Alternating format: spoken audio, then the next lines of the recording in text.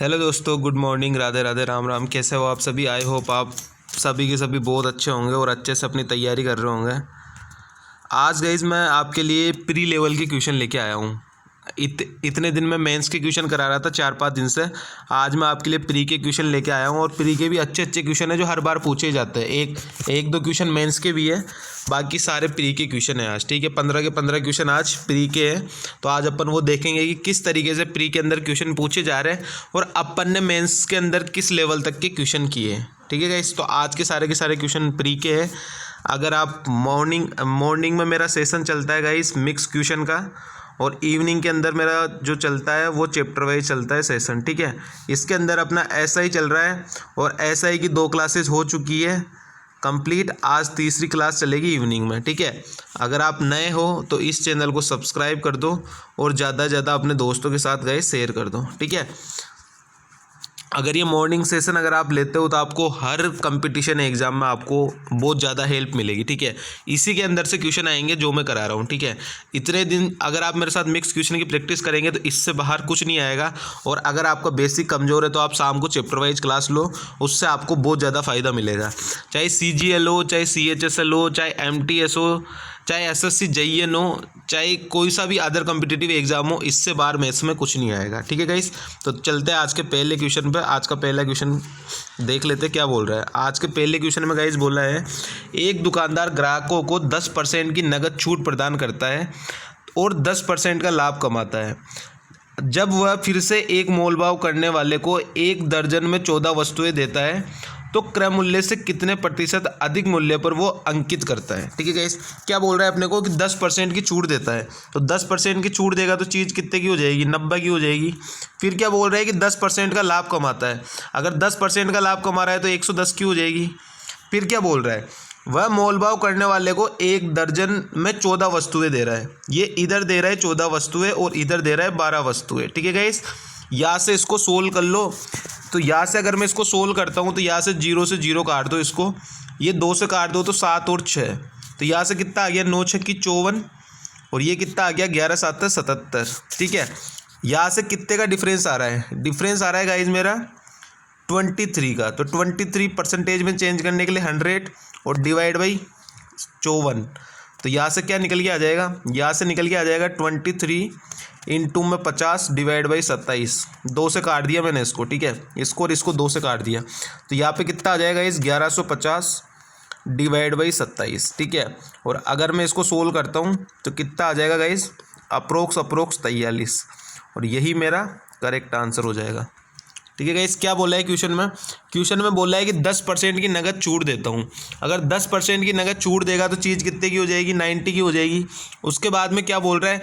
10% का लाभ भी कमाता है, तो 10% का लाभ कमा रहा है तो 110 की हो जाएगी। उसके बाद में क्या बोल रहे हैं? 1 दर्जन में 14 वस्तुएं दे रहा है, बता 12 रहा है, दे 14 रहा है। ठीक है, तो यहाँ से इसको अगर सोल्व करेंगे तो कितना आ जाएगा? 43%। ठीक है, और इस सवाल के अंदर इतने कन्फ्यूजन में है ना बच्चे की, जबकि इसमें कुछ नहीं है। क्या दिया हुआ है? जैसे अपना 10% का डिस्काउंट तो 90, 10% का प्रॉफिट तो 110। ठीक है, उसके बाद में 14 वस्तुएं दे रहे हैं 12 की जगह, तो यहाँ पे CP की साइड 14 आ गया और ये आ गया इधर 12। तो अब इसमें क्या दिक्कत है? मैं ग्रुपों के अंदर भी देखता हूँ इतने क्वेश्चन पूछते रहते हैं, इस वाले क्वेश्चन को कम से कम एक दिन में 10 से 20 बच्चे भेजते हैं, जबकि इसके अंदर कुछ है ही नहीं। क्या था इसके अंदर? कुछ है भी तो नहीं इसके अंदर भाई, कोई ज़्यादा चीज़ हार्ड है, कोई चीज़ समझने वाली है इसके अंदर? क्या है ऐसा? लेकिन ये क्वेश्चन भी मॉक में दे रहा है तो बच्चे पढ़ते हैं नहीं, कॉन्सेप्ट सीखते हैं नहीं, बस क्वेश्चन भेजते रहते। ठीक है गाइस, तो देख लेना ये वाला क्वेश्चन कैसे करते इस टाइप के क्वेश्चन को। चलते नेक्स्ट क्वेश्चन में। नेक्स्ट क्वेश्चन में अपने को क्या बोल रहा है? नेक्स्ट क्वेश्चन में अपने को बोला है कि पानी के एक टैंक को 3 पाइपों द्वारा भरा जाता है X Y Z। ठीक है, तो ये मैं लिख लेता हूँ X, ये मैं लिख लेता हूँ Y, ये मैं लिख लेता हूँ Z। माध्यम से 5 घंटे में भरा जाता है। पाइप Z जो है वो Y से 3 गुना है और Y जो है वो X से 2 गुना है।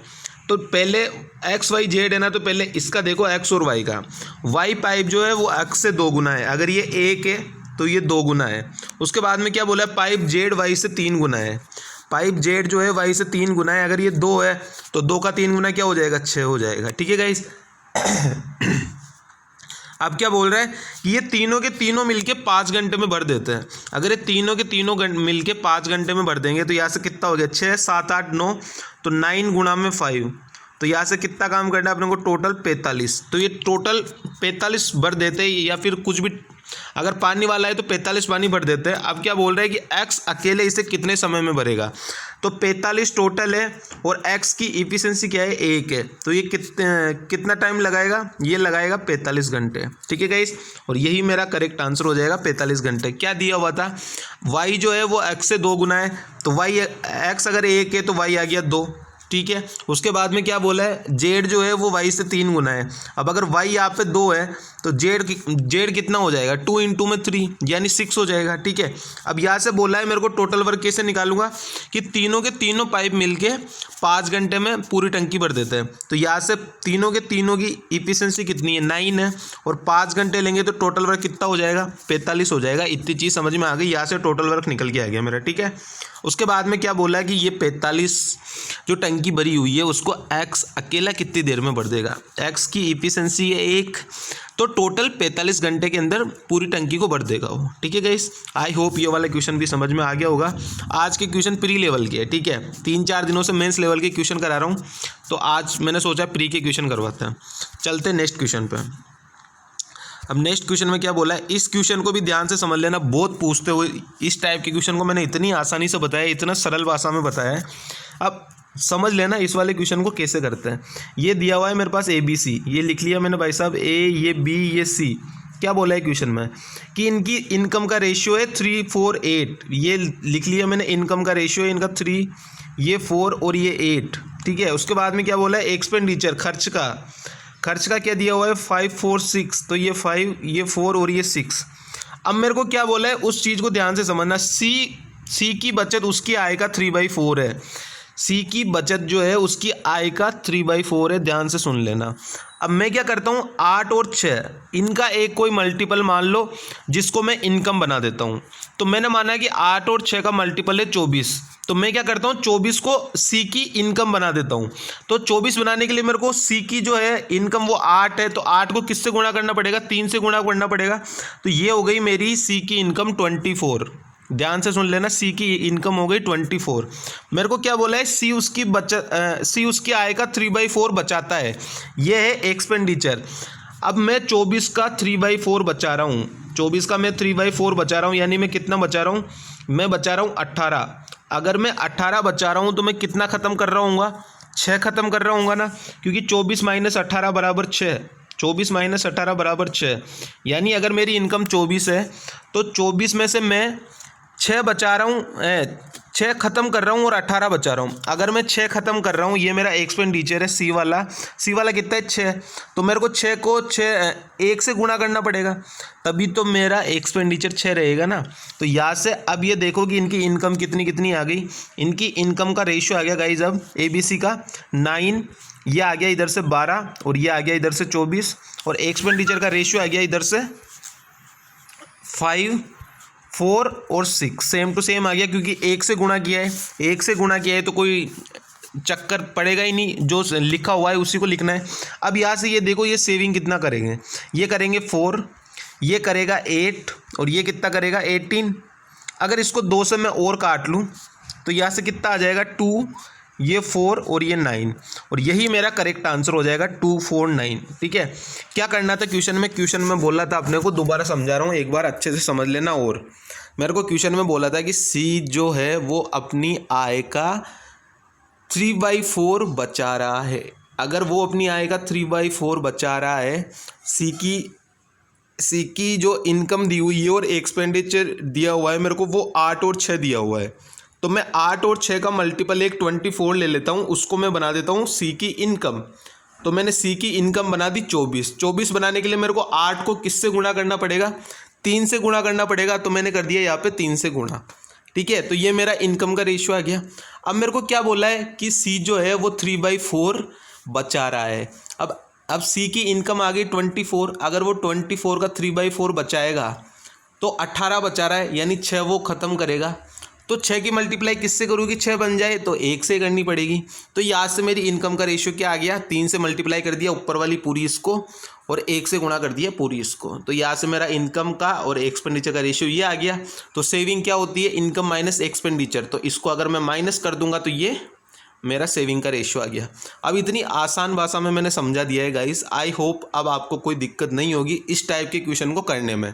जैसा क्वेश्चन में बोला है वैसा वैसा अपने को करते जाना है, ठीक है, और क्वेश्चन आराम से आसान भाषा में सोल्व हो जाएगा, ठीक है। चलते हैं नेक्स्ट क्वेश्चन पे। नेक्स्ट क्वेश्चन में क्या बोल रहा है अपने को, नेक्स्ट क्वेश्चन में अपने को बोल रहा है ये वाला क्वेश्चन कर रहेगा, नीचे वाला 80 नंबर वाला, ठीक है। इस टाइप का क्वेश्चन भी पूछ लेता है बहुत बार, तो मैं करवा देता हूँ आपको मैं हर टाइप के क्वेश्चन करा रहा हूँ जो एग्जाम में पूछ सकता है। इससे बाहर एग्जाम में कोई क्वेश्चन नहीं आएगा, लिख के ले लेना, ठीक है। क्या बोल रहा है क्वेश्चन में कि एक पिता ने 50,000 रुपये की राशि को 5% प्रतिवर्ष साधारण ब्याज पर अपने 2 बेटों के नाम इस प्रकार जमा किया जाता है कि 18 वर्ष की आयु होने पर दोनों को समान राशि प्राप्त हो। यदि उनकी वर्तमान आयु क्रमशः 12 और 14 वर्ष है तो वर्तमान में छोटे बेटे के नाम से कितनी राशि है, ठीक है। अब अपने को क्या बोला है, पहले क्वेश्चन को मैं ध्यान से समझना। पहले मैं बता रहा हूँ लॉन्ग, फिर मैं बताऊँगा इसका शॉर्ट, ठीक है गाइस। पहले आ जाओ आप लॉन्ग पे। तो लॉन्ग, पहला बेटा है 12 साल का, दूसरा बेटा है 14 साल का। अब ये 18 साल होंगे, 18 साल के होंगे तब जाके इनको पैसा मिलेगा। तो 12 साल का बेटा 18 साल का होने में कितना टाइम लगाएगा, 6 ईयर लगाएगा। और दूसरा जो बेटा है वो 14 साल का है, वो 18 साल का होने में कितना टाइम लगाएगा, 4 साल लगाएगा, ठीक है। रेट अपने को क्या दी हुई है, 5% दी हुई है। अगर ये फर्स्ट वाला बेटा अगर 6 साल लगाएगा और 5% की रेट है तो मेरे को यहाँ से कितना मिल जाएगा, ऐसा ही 30% मिल जाएगा, क्योंकि 6 पंजे 30 और यहाँ से कितना मिल जाएगा, 4 पंजे 20। तो ये आ गया ऐसा ही। अब उनके अमाउंट इक्वल है, अगर उनके अमाउंट इक्वल है, मेरे को ऐसा ही मिल रहा है 30 और 20, तो अमाउंट कितना हो जाएगा, पहले वाले का A गुणा में 130 और बराबर में B गुणा में 120, यही तो हो जाएगा। पहले वाले का 130 और दूसरे वाले का 120, तो ये 120। तो यहाँ से A और B का रेशियो मेरा क्या आ जाएगा, मेरा A और B का रेशियो आ जाएगा 12:13, ठीक है। तो टोटल कितने यूनिट पैसा हो गया अपने हिसाब से, 25 यूनिट पैसा हो गया। 25 यूनिट की वैल्यू क्वेश्चन में क्या दी है, टोटल पैसा 50,000, यानी 25 की वैल्यू 50,000। तो एक की वैल्यू गाइस क्या आ जाएगी, 2,000, ठीक है। एक की वैल्यू आ गई 2,000। अब मेरे को पहले वाले को कितना पैसा मिलेगा, 12 यूनिट, यानी 12 दूनी 24,000। और दूसरे वाले को कितना मिलेगा, 13 दूनी 26,000। तो जो भी क्वेश्चन में बोला है वो अपना आंसर हो जाएगा। अपने को बोला है कि छोटे बेटे को कितना मिलेगा, छोटा बेटा है ये वाला 12 साल वाला, तो इसको कितना मिल रहा है गाइस, 24,000। तो इसका आंसर गाइस क्या हो जाएगा, यहाँ पे 24,000 मेरा करेक्ट आंसर हो जाएगा, ठीक है। क्या बोला था क्वेश्चन में, एक बार दोबारा समझ लेना, ये 24,000 वाला आंसर है, ठीक है। कि जब दोनों के दोनों बेटे 18 साल के होंगे तो उनको बराबर पैसा मिलेगा, ठीक है। अब पहला बेटा है 12 साल का छोटा वाला और दूसरा बेटा है 14 साल का। 12 साल का बेटा 18 साल का होने में 6 साल लगाएगा, यानी उसको 6 साल तक उसको ब्याज मिलेगा 5% के हिसाब से। तो उसको टोटल ब्याज कितना मिल जाएगा, 30 मिल जाएगा। दूसरा वाला बेटा है 14 साल का, वो 18 साल का होने में 4 साल का टाइम लगाएगा। 4 साल उसको 5% के हिसाब से अगर सिंपल इंटरेस्ट मिल रहा है तो कितना मिल जाएगा, टोटल 20 मिल जाएगा। इतनी चीज़ समझ में आ गई। अब क्या बोला है कि दोनों बेटों को सेम अमाउंट मिलता है, तो अमाउंट को इक्वल करना है। अगर अमाउंट को इक्वल करेंगे तो पहले वाले का ऐसा ही है 30, दूसरे वाले का ऐसा ही है 20। तो अमाउंट कितना हो जाएगा, 100 प्लस में 30, 100 प्लस में 20, यानी 130 और 120। तो A इंटू में 130 बराबर में B इंटू में 120। क्या बोला है, अमाउंट इक्वल है तो दोनों अमाउंट को इक्वल रख दिया। तो यहाँ से A और B का क्या रेशियो आ गया, 12:13। तो टोटल यूनिट कितना पैसा हो गया, 25 यूनिट। और 25 यूनिट की वैल्यू क्वेश्चन में क्या दी है, 50,000। तो एक यूनिट की वैल्यू 2,000। तो छोटे वाले को कितना मिलेगा, 24,000, और बड़े वाले को कितना मिलेगा, 26,000। और यही मेरा करेक्ट आंसर हो जाएगा, ठीक है गाइस। आई होप ये वाला क्वेश्चन समझ में आ गया होगा। चलते हैं नेक्स्ट क्वेश्चन पे। अब नेक्स्ट वाला क्वेश्चन बहुत ध्यान से समझ लेना, वेरी इंपॉर्टेंट क्वेश्चन है, ठीक है गाइस। बहुत इंपॉर्टेंट क्वेश्चन है, ध्यान से समझना।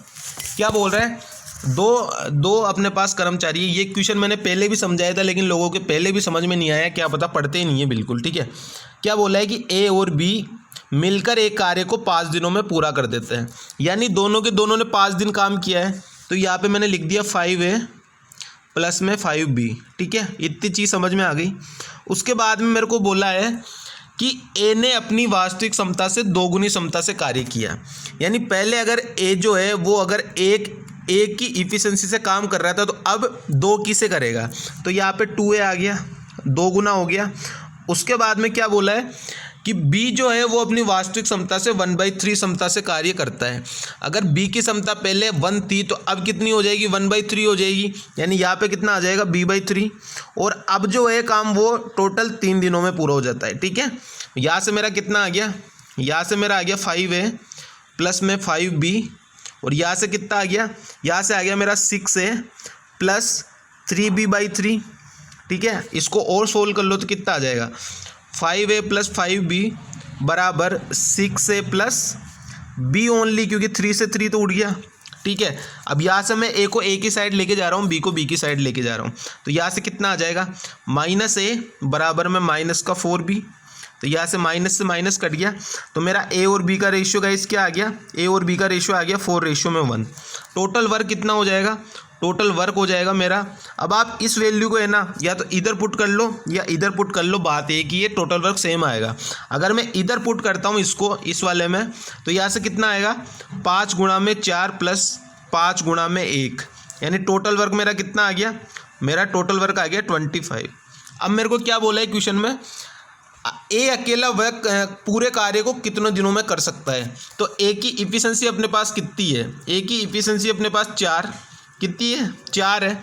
तो ये 25 काम को 4 के हिसाब से करता है, तो कितने दिनों में कर देगा, 6 से ही 1/4 डेज में, और यही मेरा करेक्ट आंसर हो जाएगा। ठीक है गाइस, आई होप ये वाला क्वेश्चन समझ में आ गया होगा। एक बार और रिपीट कर रहा हूँ मैं, समझ लेना ध्यान से। ठीक है, क्या बोला है कि 5 दिनों में ए और बी दोनों मिलकर कार्य कर देते हैं, यानी दोनों के दोनों 5 दिन तक कार्य कर रहे हैं, तो 5a प्लस 5b आ गया। उसके बाद में क्या बोला है कि ए जो है वो अपनी कार्य क्षमता से 2 गुना, अब 2 गुना है तो पहले अगर 1 की से करता था, अब 2 से करेगा तो 2a हो गया, प्लस b जो है वो अपनी वास्तविक कार्य क्षमता से के 1/3, तो b/3, और अब जो काम है वो 3 दिनों में हो रहा है, तो गुणा में 3। तो यहाँ से मेरा निकल के आ गया ये, और यहाँ से निकल के आ गया मेरी इफिशिएंसी कितनी आ गई, ए को ए की साइड ले गया, बी को बी की साइड ले गया, तो मेरी इफिशिएंसी निकल के आ गई 4:1। टोटल वर्क मैंने निकाल लिया 25। टोटल वर्क निकालना मैंने आपको सिखा दिया हज़ारों दफ़ा। ठीक है, उसके बाद में यहाँ से ये 25 वर्क आ गया टोटल वर्क। अब किसको काम करना है, ये टोटल वर्क करना है अपने को ए से काम करवाना है, तो कितने दिनों में कर लेगा, ए की इफिशिएंसी ये 4, तो टोटल 6 से ही 1/4 डेज में पूरा काम हो जाएगा। ठीक है गाइज, आई होप ये वाला क्वेश्चन समझ में आ गया होगा अच्छे से। चलते हैं नेक्स्ट क्वेश्चन पे। नेक्स्ट क्वेश्चन में अपने को क्या बोल रहा है, ध्यान से समझते जाना, करते जाना क्वेश्चन को। नेक्स्ट क्वेश्चन मेरे को बोला है कि ए एक काम को 120 दिन में, जबकि बी से 150 दिन में। तो ये मैंने कर लिया है कि ये ए है, ये बी है, ये कर रहा है 120 दिन में और ये कर रहा है 150 दिन में। ठीक है, यहाँ से मैं एलसीएम ले लेता हूँ 600, तो दोनों की इफिशिएंसी निकल के आ गई। इसकी आ गई मेरे पास 5, इसकी आ गई मेरे पास 4। अब क्या बोला है मेरे को क्वेश्चन में कि दोनों मिलकर 20 दिन तक कार्य करते हैं। दोनों की इफिशिएंसी टोटल कितनी है, 9। तो ये 9 इफिशिएंसी से 20 दिन काम करेंगे, तो टोटल वर्क कितना कर लेंगे, ये 180 काम इन्होंने ख़त्म कर लिया। उसके बाद में क्या बोला है कि बी छोड़कर चला गया और ए काम कर रहा है, इसके 12 दिन बाद सी कार्य पर आता है। बी छोड़कर चला गया, ए काम कर रहा है, और अब 12 दिनों के बाद सी आएगा, यानी 12 दिन तक ए ने अकेले ने काम किया। तो ए की इफिशिएंसी कितनी है, 5 है, और 5 की इफिशिएंसी से 12 दिन काम कर लिया ए ने, और तो कितना काम और कर लिया, 60 काम और कर लिया। अब कितना काम हो चुका, टोटल 240 काम हो चुका। टोटल वर्क अपने पास कितना था, 600 था। 600 में से 240 काम हो चुका, तो कितना काम बचा, अब काम बचा अपने पास 360। और अब कौन आ गया, अब सी भी आ गया, ए के साथ सी भी आ गया। तो अब क्या होगा, अब बोला है कि इसके 12 दिन बाद कार्य पर सी आ जाता है, और तब कार्य अगले 48 दिनों में समाप्त हो जाता है। अब जो ये 360 काम है वो 48 दिनों में ख़त्म हो गया यहाँ पे। तो यहाँ पे अब कितनी निकल के आ रहा है, यहाँ से निकल के आ जाएगा मेरा 30, बार 3 36 और बार 4 48, यानी 7.5। अब ये 7.5 मेरे पास ए और सी की इफिशिएंसी निकल के आई है। इसमें से ए की मेरे को ऑलरेडी 5 है, तो यहाँ पे सी की कितनी बच जाएगी, 2.5 बच जाएगी। क्योंकि यहाँ पर ए और सी दोनों काम कर रहे हैं और ए की मेरे पास 5 इफिशिएंसी है और टोटल 7.5 है। तो सी की कितनी बच जाएगी, सी की बच जाएगी 2.5 बच जाएगी, यही बचेगी सी की 2.5। अब मेरे को क्या बोला है कि सी अकेला कितने दिनों में काम कर लेगा। इस 2.5 को मैं 5/2 लिख सकता हूँ, ठीक है, कोई दिक्कत नहीं है। क्या बोला है कि सी अकेला कितने दिनों में काम कर लेगा। टोटल वर्क कितना है, 600 है और 600 वर्क कराना है सी से। ये 5 और ये 2 ऊपर जाके गुणा हो जाएगा, तो यहाँ से मेरा कितना आ जाएगा 1200 डिवाइड बाई 5। और 1200 डिवाइड बाई 5 कितना होता है, ये होता है गाइस 24 यानी 240। तो मेरा करेक्ट आंसर क्या हो जाएगा गाइस 240। आई होप ये वाला क्वेश्चन समझ में आ गया होगा। एक बार दोबारा समझा रहा हूँ, समझना क्वेश्चन को ध्यान से। एक एक क्वेश्चन को मैं 2-2 3-3 बार समझाता हूँ। अगर फिर भी आप नहीं समझते हो तो ये समझ लेना कि आप बिल्कुल पानी में डूब चुके हो, ठीक है। क्योंकि मैं इतना आसान भाषा में समझाता हूँ जितना आपको कोई भी पेड़ बेच वाला टीचर या कोई भी नहीं समझाएगा, जितना मैं आसानी से समझाता हूँ क्वेश्चन को। और मतलब एक अलग लैंग्वेज में समझाता हूँ कि हाँ जैसे घर वाली लैंग्वेज है बिल्कुल, और बिल्कुल मतलब जैसे अपने को एक एक बच्चे को समझा रहा है वैसे बिल्कुल समझाता हूँ, ठीक है। क्या बोल रहा है कि ए और बी, ए 120 दिनों में काम करता है और बी 150 दिनों में काम करता है। अब मेरे को इफिशिएंसी निकालनी पड़ेगी यहाँ से, तो मैंने मान लिया एलसीएम 600 है। 600 एलसीएम माना तो 12 पंजे 60 और 15 चौके 60। ए और बी की इफिशिएंसी आ गई मेरे पास 5 और 4। इतनी चीज़ समझ में आ गई। टोटल इफिशिएंसी कितनी हो गई, 5 + में 4 यानी 9 हो गई। मेरे को क्वेश्चन में बोला है कि दोनों मिलकर 20 दिन तक काम करते हैं, तो नो इफिशिएंसी 20 दिन तक काम करेंगे तो कितना काम कर लेंगे, 180 काम कर लेंगे। 9 इंटू में 20 180 काम हो गया। उसके बाद में मेरे को बोला है कि बी छोड़ कर चला गया और अगले 12 दिनों बाद सी आता है। तो अगले 12 दिन तक ए ने अकेले ने तो काम किया, ए की इफिशिएंसी कितनी है 5, और 12 दिन तक काम करेगा तो 60 काम कर लेगा। 12 गुणा में 5 60 काम हो गया। अब कितना काम हो चुका, टोटल काम हो चुका 240। टोटल वर्क अपने पास कितना था, टोटल 600 था, 240 हो चुका, कितना बचा 360 बचा। अब ये 360 काम हो रहा है 48 दिन में, तो यहाँ से मेरे पास 7.5 इफिशिएंसी निकल के आई दोनों की मिला के, ए और सी की। ये निकल के आई ना ए और सी की दोनों की मिला के 7.5। यहाँ पे ए की इफिशिएंसी है ऑलरेडी मेरे को मिली हुई है 5, तो सी की कितनी बच जाएगी 2.5 बच जाएगी। 7.5 माइनस 5 यानी 2.5। तो यहाँ पे मेरे को सी की इफिशिएंसी मिल गई 2.5, और 2.5 यानी 2.5 को मैं कैसे लिख सकता हूँ 5/2 लिख सकता हूँ। तो सी की इफिशिएंसी आ गई 2.5 या फिर 5/2, ठीक है। इतनी चीज़ समझ में आ गई। अगर मैं 5/2 लिखूंगा तो मेरे को कैलकुलेशन में आसानी रहेगी, इसलिए मैंने 5/2 लिखा है, ठीक है। अब मेरे को 600 वर्क करवाना है सी से, ठीक है। तो 600 वर्क करवाऊंगा मैं सी से, सी की इफिशिएंसी है 5/2, तो कितने दिनों में हो जाएगा 240 दिनों में। आई होप एक एक चीज़ अच्छे से क्लियर होगी और अच्छे से समझ में आ गया होगा, ठीक है। चलते हैं नेक्स्ट क्वेश्चन पे। अब नेक्स्ट क्वेश्चन में अपने को क्या बोल रहा है, A and B each sold a watch at equal price. Question English में तो कोई दिक्कत मत लेना, मैं आपको पूरी हिंदी समझा रहा हूँ, ठीक है। क्या बोला है क्वेश्चन में कि ए और बी जो है वो इक्वल प्राइस के अंदर कोई भी सामान जो है वो सोल्ड करते हैं, यानी उनका एसपी जो है वो सेम है। इतनी चीज़ समझ में आ गई। A sold a watch at 15% profit and B sold the same at 16.67% loss पे। ए जो है वो कोई चीज़ को 15% के प्रॉफिट पे बेच रहा है, और 15% की प्रॉफिट 15% की फ्रैक्शन वैल्यू क्या होती है, 1 सेकंड रुकिए इसको सही। 15% की फ्रैक्शन वैल्यू गाइस क्या होती है 3/20, ठीक है। और 16.67% की फ्रैक्शन वैल्यू गाइस क्या होती है 1/6।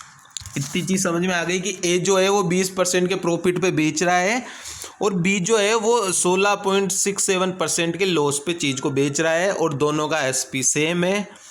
ए जो है वो अपना प्रॉफिट कैलकुलेट करता है सेलिंग प्राइस पे, यानी विक्रय मूल्य पे ए जो है वो अपना प्रॉफिट कैलकुलेट करता है, और बी जो अपना लॉस है वो किस पे कैलकुलेट करता है कॉस्ट प्राइस पे, ठीक है।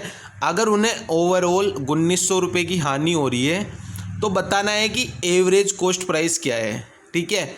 यानी दोनों का कॉस्ट प्राइस का एवरेज क्या होगा। ठीक है, इतनी चीज़ समझ में आ गई। अब ये देखो कि ए जो है वो अपना प्रॉफिट कैलकुलेट कर रहा है एसपी पे, यानी अगर वो 20 पे चीज़ को अगर बेच रहा है तो उसको हो रहा है, क्या बोल रहा है कि प्रॉफिट पे बेच रहा है। अगर वो कोई चीज़ को 20 पे बेच रहा है तो उससे वहाँ पे 3 का प्रॉफिट है, यानी वो चीज़ जो है उसकी सीपी जो है वो 17 है। ठीक है गाइस, अगर वो चीज़ को 20 पे बेच रहा है तो उससे 3 का प्रॉफिट है, यानी वो चीज़ है 17 की और उसका एसपी है 20, सीपी है 17। उसके बाद में क्या बोला है कि बी जो है वो 16.67% के लॉस पे बेच रहा है, यानी उसके पास चीज़ थी 6 की तो वो 5 पे बेच रहा है। अब अपने को फर्स्ट लाइन के अंदर क्या बोला था गाइस कि दोनों का एसपी इक्वल है, दोनों का एसपी इक्वल है, तो यहाँ पे तो मेरे को इक्वल दिख ही नहीं रहा, तो मेरे को इक्वल करना पड़ेगा। पहले वाले का एसपी 20 तो दूसरे वाले का भी एसपी 20 बना देता हूँ, 4 से गुणा कर देता हूँ। तो यहाँ से कितना आ गया मेरा, यह आ गया मेरे पास 24 और 20। अब पहले वाले का सीपी कितना आ गया, दोनों का सीपी मिला के आ गया 41 और दोनों का एसपी मिला के आ गया 40। लॉस कितने का हो रहा है मेरे को लॉस हो रहा है गाइस 1 यूनिट का। 1 यूनिट की वैल्यू मेरे को दी है 1900। इतनी चीज़ समझ में आ गई। अब मेरे को क्या बोला है, एवरेज कॉस्ट प्राइस क्या होगा ए और बी का। तो कॉस्ट प्राइस क्या है 41 है, तो एवरेज कॉस्ट प्राइस क्या हो जाएगा 41/2। तो 41/2 की वैल्यू कितनी आ जाएगी 38,950। ठीक है गाइस, आसान क्वेश्चन था, ज़्यादा हार्ड नहीं था, लेकिन मेंस लेवल का क्वेश्चन है ये भी। बस क्वेश्चन को समझना था। क्वेश्चन में क्या बोला था कि ए और बी कोई चीज़ को अगर बेच रहे तो सेम एसपी है दोनों का। ठीक है, और बोला है कि ए जो है वो 15% प्रॉफिट पर बेचता है और बी जो है वो 16.67% के लॉस पर बेचता है, और ए अपना प्रॉफिट कैलकुलेट करता है सेलिंग प्राइस पे। ठीक है, अब मेरे को 15% दिया हुआ है, 15% की फ्रिक्शन वैल्यू 3/20। अगर वो कोई चीज़ 20 में बेच रहा है तो उससे वहाँ पे 3 का लाभ है, यानी 3 का प्रॉफिट है। अगर 20 में अगर आप कोई चीज़ 20 में बेच रहे हो और उसमें आपको 3 का प्रॉफिट मिल रहा है, यानी उसका सीपी कितना होगा 17 होगा, तभी तो आप उसको 20 में बेच रहे हो तो आपको 3 का प्रॉफिट हो रहा है। तो यहाँ से 17 और यहाँ पे एसपी कितना हो गया 20। इतनी चीज़ समझ में आ गई। और बी जो है वो सीपी पे कर रहा है, यानी 6 की चीज़ को 5 में दे रहा है। अब मेरे को क्या बोला था फर्स्ट लाइन में कि दोनों का एसपी सेम है, तो एसपी मैंने सेम बना लिया, यहाँ पे 4 की गुणा कर दी। तो सीपी और एसपी कितना आ गया 41 और 40। एक का लॉस हो रहा है, एक के लॉस की वैल्यू मेरे को 1900 दी हुई है। तो एवरेज कॉस्ट प्राइस क्या हो जाएगा 41/2। तो 41/2 की वैल्यू क्या हो जाएगी 38,950। आई होप ये वाला क्वेश्चन भी समझ में आ गया होगा। चलते हैं नेक्स्ट क्वेश्चन में। नेक्स्ट क्वेश्चन में अपने को क्या बोल रहा है, इस वाले क्वेश्चन को भी ध्यान से समझ लेना, हर एक क्वेश्चन को बहुत बेहतरीन ढंग से समझा रहा हूँ। ठीक है, क्या बोला है कि 3 वर्ष और 2 वर्ष के लिए चक्रवृद्धि ब्याज का अनुपात है 2 वर्ष के लिए 152 और 3 वर्ष के लिए 273। ये क्वेश्चन मैं पहले भी समझा चुका हूँ, हज़ारों दफ़ा समझा चुका हूँ कि इसके अंदर एक फॉर्मूला काम करता है x² और x प्लस में y। इतनी चीज़ ध्यान रखना कि इसके अंदर एक फॉर्मूला का काम करता है x² और x प्लस में y। इसको याद कर लो, चाहे गट गोड़ के पी जाओ, तुम्हारी इच्छा हो वैसे कर लो, बस इसको याद कर लेना। ठीक है, और ज़्यादा हार्ड भी नहीं है, x² x प्लस y, इतनी चीज़ याद कर लेना। ठीक है, उसके बाद में क्या करना है आपको, सबसे पहले आपको लेना है 1 साल का डिफरेंस कितने का है। 1 साल का डिफरेंस है 121 का। ठीक है, 121 आ गया, और नीचे ये 2 ईयर वाला पूरा ऐसा का ऐसा छाप दो इसको, तो ये 152 आ गया। अब अपने को ये वाली फॉर्म बनानी है guys x² x plus y। अब आप ये देखो कि 121 किसका स्क्वायर है, 121 है मेरे पास 11 का स्क्वायर, तो मैंने लिख दिया गाइस यहाँ पे 11 का स्क्वायर। ठीक है, उसके बाद में नीचे आओ, नीचे मेरे को फॉर्म बनानी है y और x प्लस में y। ठीक है, तो 152 को मैं कैसे तोड़ सकता हूँ, 152 को मैं तोड़ सकता हूँ 8 और 8 प्लस में 11। ठीक है, 8 और 8 प्लस में 11।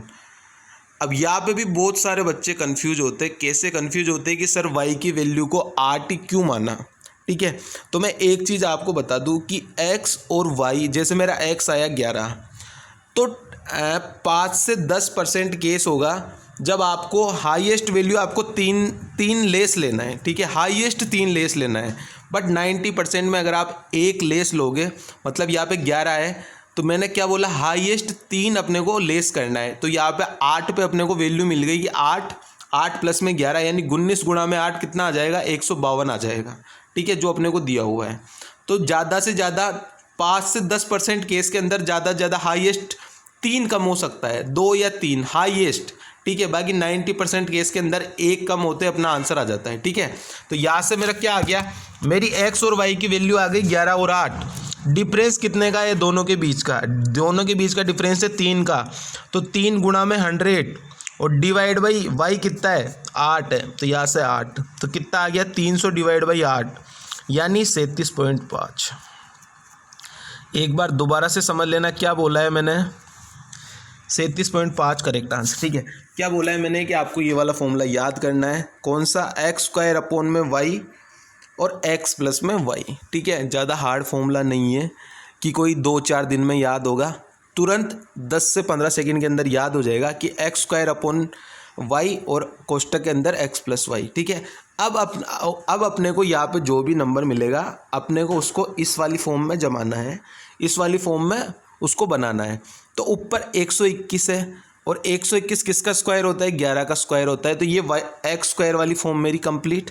उसके बाद में मेरे को निकालना है y कैसे निकलेगा गाइस, इस चीज़ को ध्यान से सुन लेना कि 5 से 10% केस ऐसे होते हैं जिनमें y की वैल्यू x से 2 या 3 कम होती है। बाकी 90 या 95% केस के अंदर 1 कम करते ही अपना आंसर आ जाता है, मतलब y की वैल्यू आ जाती है, ठीक है। तो इतनी चीज़ को समझ लेना, ठीक है। इतनी चीज़ समझ में आ गई तो बस अपने को यही करना है, ये 5 से 10% वाला केस है जिसके अंदर 3 कम आई है, बाकी 1 कम होते ही आंसर आ जाता है, मतलब y की वैल्यू आ जाती है।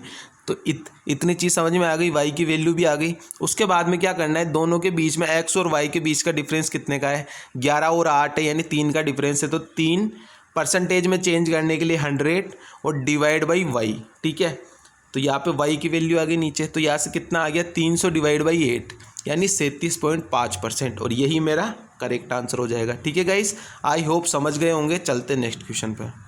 नेक्स्ट क्वेश्चन मेरे को क्या बोल रहा है, नेक्स्ट वाला क्वेश्चन भी वेरी इंपॉर्टेंट है, प्री के क्वेश्चन है, लेकिन प्री के क्वेश्चन में मैं आपको बेहतरीन ढंग से समझा रहा हूँ, ठीक है। चलते हैं इस वाले क्वेश्चन में। क्या बोल रहा है, एक टंकी में 12 नल लगे हुए हैं। क्या बोल रहा है गाइस, एक टंकी में 12 नल लगे हुए हैं, उनमें से कुछ नल जो है वो टंकी को भरते हैं और कुछ जो नल है वो टंकी को खाली करते हैं, ठीक है। इतनी चीज़ समझ में आ गई। अब क्या बोल रहा है कि जो बढ़ने वाले नल है वो 6 घंटे में भर देते हैं और खाली बढ़ने वाले 8 घंटे में भरते हैं, ठीक है। क्या बोल रहा है, बढ़ने वाले 8 घंटे में भरते हैं और खाली करने वाले 6 घंटे में खाली कर देते हैं। इतनी चीज़ समझ में आ गई। अब मैं निकाल लूँ कि दोनों की इफिशिएंसी कितनी होगी, बढ़ने वालों की और खाली करने वालों की। तो मैंने एलसीएम ले लिया 24, तो बढ़ने वाले कितनी देर में भर देंगे 3, इफिशिएंसी कितनी आ गई बढ़ने वालों की 3, और खाली करने वालों की कितनी आ गई 4, ठीक है गाइस। इतनी चीज़ समझ में आ गई। उसके बाद में मेरे को बोला है टोटल की, यहाँ पे मैं लगाऊंगा एलिगेशन से। इस वाले सवालों को कैसे करना है, एलिगेशन से।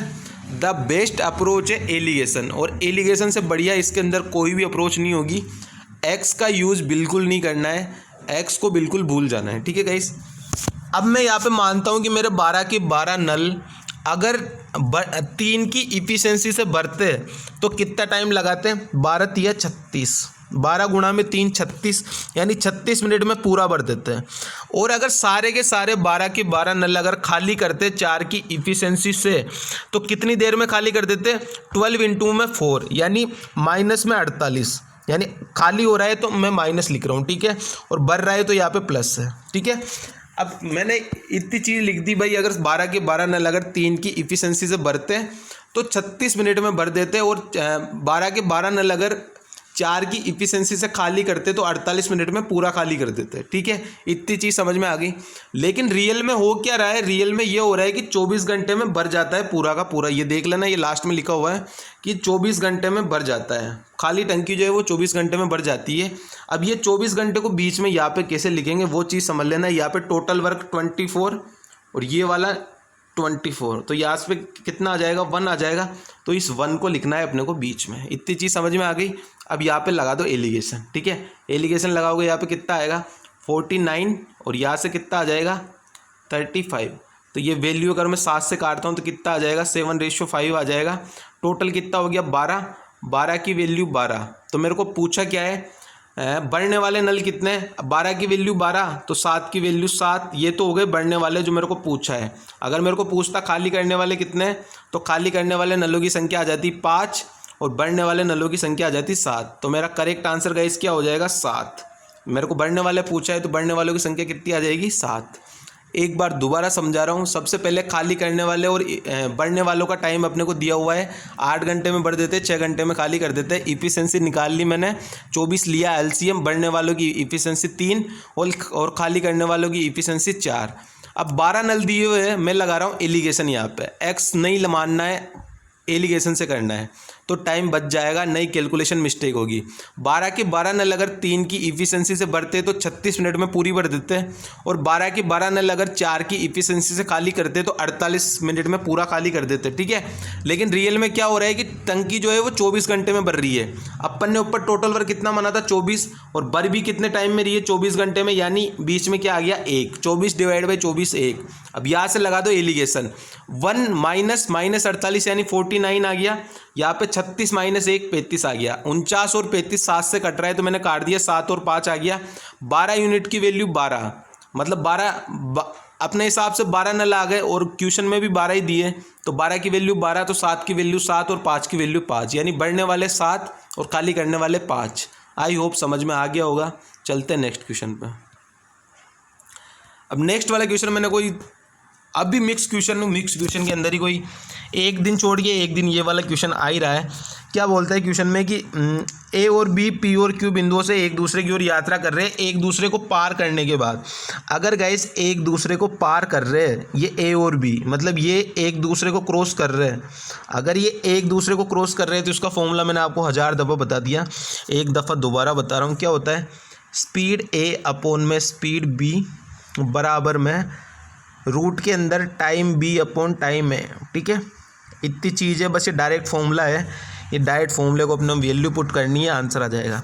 स्पीड ए की अपने को निकालनी है, तो ये स्पीड ए को मान लो x, स्पीड बी अपने को दी हुई है 16.8 बराबर में बी का टाइम क्या दिया हुआ है 8, तो यहाँ से 8, और ए का टाइम क्या दिया हुआ है 6/1/8। 6/1/8 को मैं कैसे लिख सकता हूँ 49/8, तो 49 अगर ये 8 डिवाइड में आएगा तो ऊपर चल जाएगा, तो अगर ये रूट में है तो मेरा बाहर क्या निकल के आ जाएगा 8/7।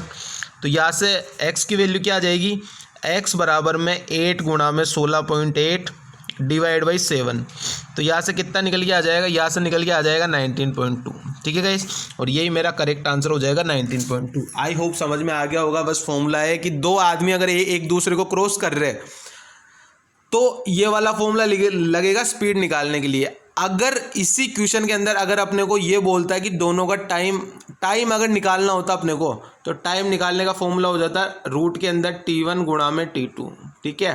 और ये वाला क्वेश्चन भी हज़ारों बार पूछता है और ये वाला क्वेश्चन भी हज़ारों बार पूछता है। दोनों क्वेश्चन मैंने बता रखे, एक बार और बता दिया, अच्छे से समझ लेना, कर लेना। चलते नेक्स्ट क्वेश्चन पे। नेक्स्ट क्वेश्चन में अपने को क्या बोल रहा है, अब इस टाइप के क्वेश्चन को आई डोंट नो आप कैसे करते हो, बट इस वाले क्वेश्चन को भी मैं एलिगेशन से करके बताऊंगा, ठीक है। एलिगेशन से कैसे करते हैं देख लेना, ठीक है। एलिगेशन से क्या आएगा, इसमें एक साइड आएगा एक्सपेंडिचर, एक साइड आएगा सेविंग, और बीच में आएगी इनकम, और यह लगेगा अपना एलिगेशन, ठीक है गाइस। अब जो जो चीज़ अपने को दी हुई है लिख दो। एक्सपेंडिचर कितना है इसके अंदर, एक्सपेंडिचर है 20, और बचत कितनी है, सेविंग कितनी है 40, और इनकम आ गई 28। लगा दो भाई साहब एलिगेशन। तो यहाँ से कितना आ जाएगा 12, यहाँ से कितना आ जाएगा 8, अगर मैं इसको 4 से काटता हूँ तो कितना आ जाएगा 3:2।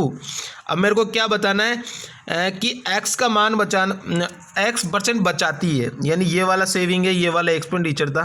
तो यहाँ पे सेविंग कितनी है 2 है, तो 2 गुणा में 100, और टोटल इनकम कितनी हो गई, एक्सपेंडिचर प्लस सेविंग, तो 3 + 2 यानी 5। तो यहाँ से मेरा कितना निकल के आ जाएगा 200 डिवाइड बाई 5, यानी 200 डिवाइड बाई 5 कितना होता है 40, और यही 40 मेरा करेक्ट आंसर हो जाएगा, ठीक है गाइस।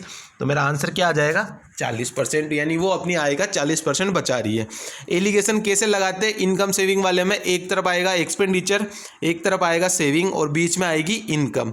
तो एक्सपेंडिचर सेविंग और बीच में इनकम, तो यह लगेगा अपना एलिगेशन, ठीक है गाइस। नीचे रेशियो आ गया दोनों का, एक्सपेंडिचर का सेविंग का, तो टोटल इनकम हो गई 5। अपने को निकालना है कितना बचा रही है, तो 5 में से 2 बचा रही है, यानी 40% बचा रही है, ठीक है गाइस। आई होप समझ में आ गया होगा। चलते हैं नेक्स्ट क्वेश्चन पे। नेक्स्ट क्वेश्चन अपने को क्या बोल रहा है, नेक्स्ट क्वेश्चन भी बहुत प्यारा क्वेश्चन है और बहुत इंपॉर्टेंट क्वेश्चन है, ठीक है गाइस। क्या बोल रहा है कि एक निश्चित चक्रवृद्धि ब्याज की दर से कोई धनराशि है वो 2 साल में हो जाती है 8,000, 2 साल में हो रही है 8,000 और 5 साल में हो रही है 27,000। इतनी चीज़ समझ में आ गई। अब आप ये देखो 5 और 2 के बीच गैप कितने का है, 3 साल का है। 3 साल का है मतलब अपने को क्यूब रूट लेना है। क्या लेना है गाइस, अपने को क्यूब रूट लेना है। तो इनका क्यूब रूट क्या हो जाएगा, ये 3 जीरो से 3 जीरो तो उड़ा दो, ये 2 और ये 3, यानी यहाँ से मेरी रेट कितनी आ जाएगी 1 गुणा में 100 डिवाइड बाई 2, यानी यहाँ से मेरी रेट कितनी आ गई गाइस 50% आ गई। रेट आ गई मेरी 50%। रेट आ गई तो बस अपने को क्या दिक्कत है, अब तो कोई दिक्कत है नहीं, अपने को निकालना है मूलधन क्या था, प्रिंसिपल क्या था।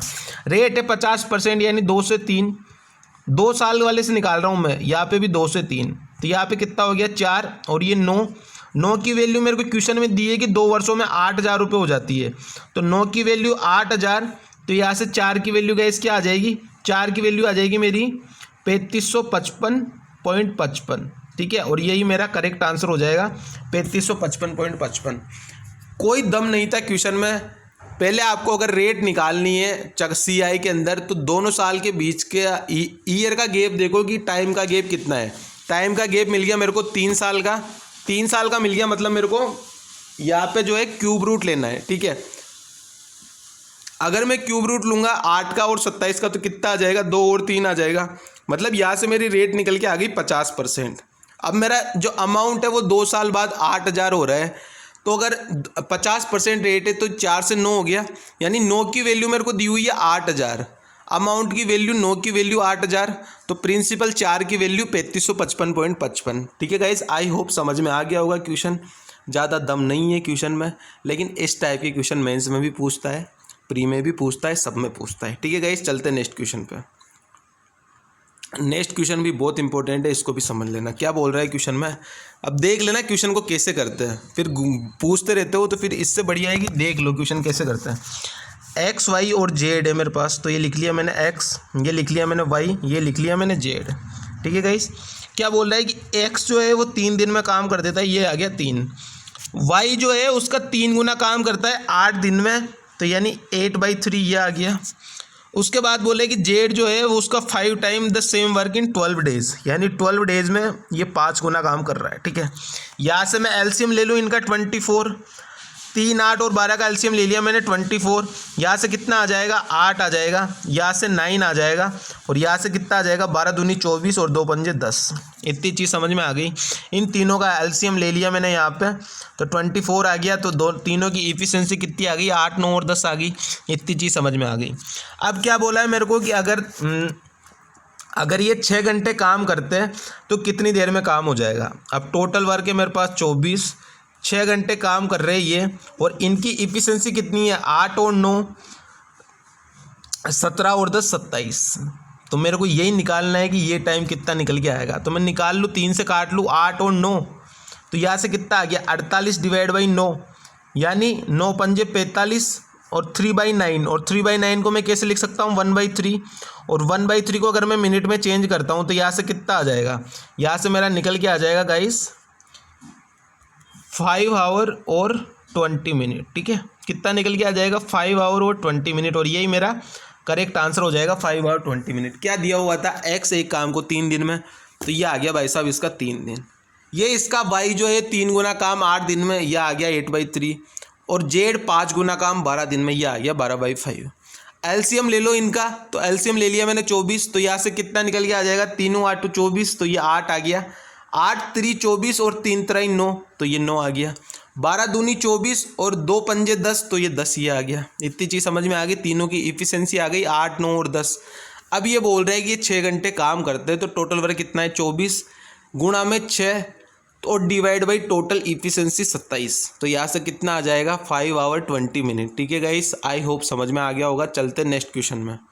नेक्स्ट क्वेश्चन में क्या बोल रहा है, नेक्स्ट क्वेश्चन में अपने को बोल रहा है, अब इस वाले क्वेश्चन को ध्यान से समझ लेना, हर सेशन में पूछा जाता है, CGL CHSL MTS हर सेशन में पूछा जाता है। ठीक है गाइस, क्या बोल रहा है, इसको 2 टाइप से आप कर सकते हो, एलिगेशन और जेएसएम। एलिगेशन से अभी मैंने जैसे वो नल वाला बताया था वैसे ही करना है, जेएसएम से मैं बता देता हूँ। एक व्यक्ति ने 12.5% और 15% के साधारण ब्याज पर दो अलग अलग ए और बी योजनाओं में 31,500 रुपये की राशि खत्म करी, ठीक है, विभाजित करके निवेश किया। 2 वर्षों में अर्जित साधारण ब्याज 8900 रुपये है, तो ए में निवेश की गई राशि कितनी है, ठीक है। अब मैं ये मानता हूँ कि अगर मैं ए में 12.5% के हिसाब से देता 2 साल के लिए, तो मेरे को टोटल एसआई कितना मिलता, 25% मिलता नहीं मिलता, इतना मिलता मेरे को। अगर मैं बी में 15% के हिसाब से 2 साल के लिए देता तो मेरे को 30% एसआई मिलता नहीं मिलता। ये तरीका है गाइस जेएसएम का, ठीक है। कौन सा तरीका है, जेएसएम का। अब मैं ये मानता हूँ कि मैंने 31,500 रुपये सारे के सारे पैसे 12.5% के हिसाब से लगाए, 2 साल के लिए लगाए, तो मेरे को कितना ब्याज मिलेगा। 31,500 रुपये मैंने टोटल 12.5% के हिसाब से 2 साल के लिए लगाए, तो टोटल 25% ब्याज मिलेगा। तो यहाँ से मेरे को कितना ब्याज मिल रहा है, मेरे को अगर मैं यहाँ से इसको काटा पीटी करता हूँ 315 गुणा में 25, तो ये आ गया मेरा 7875, ठीक है। क्वेश्चन के अंदर ब्याज मिल रहा है मेरे को 8900 रुपये और मेरे हिसाब से ब्याज मिल रहा है मेरे को 7,875 रुपये।